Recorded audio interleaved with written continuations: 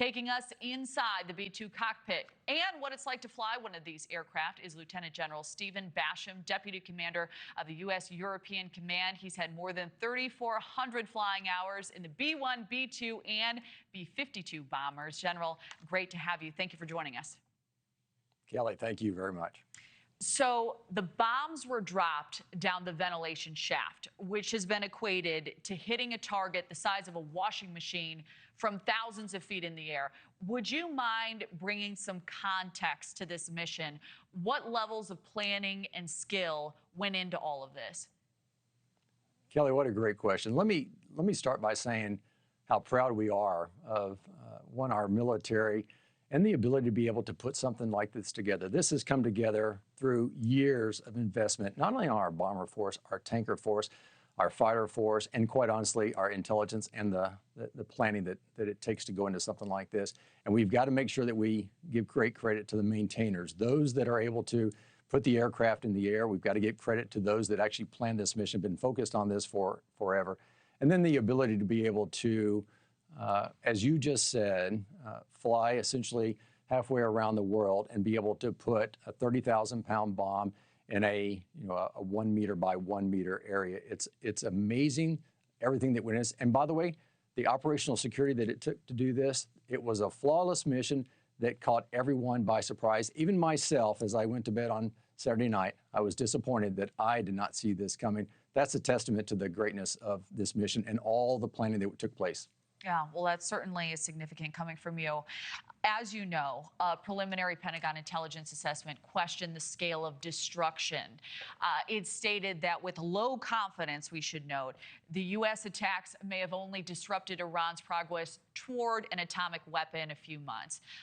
Based on the bomb we know they dropped, if they did hit their target, how much damage do you estimate may have been done to that underground facility at Fordo specifically? Well, first of all, clearly the information is still coming in. Battle damage assessment is still taking place.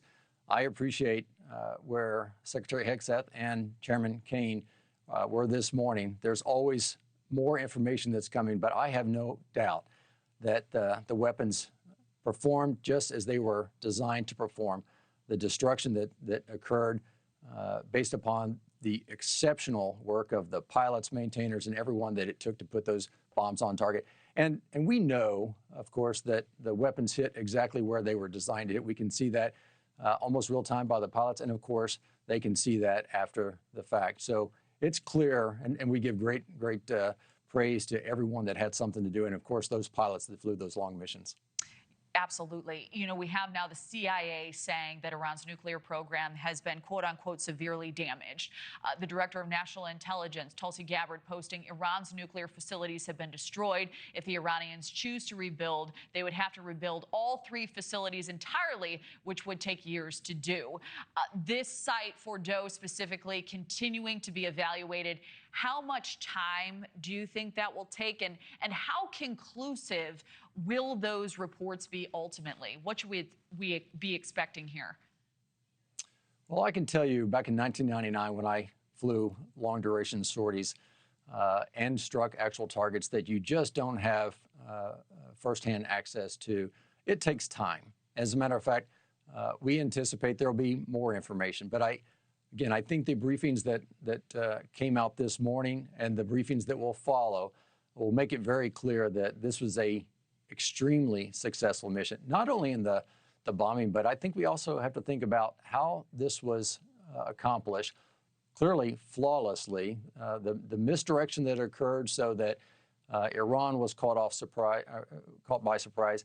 And the reality is, as we continue to get more information as to the success of the strike, but even more so the activity that will occur after that, I think a greater picture will come together. But one more time, we applaud the ability to be able to, by the United States, because of the investments of many years ago and our future investments, to be able to put together a mission just like this. Thank you for watching. Subscribe below and download our NewsNation app right now on your phone, and you will get fact-based, unbiased news for all Americans.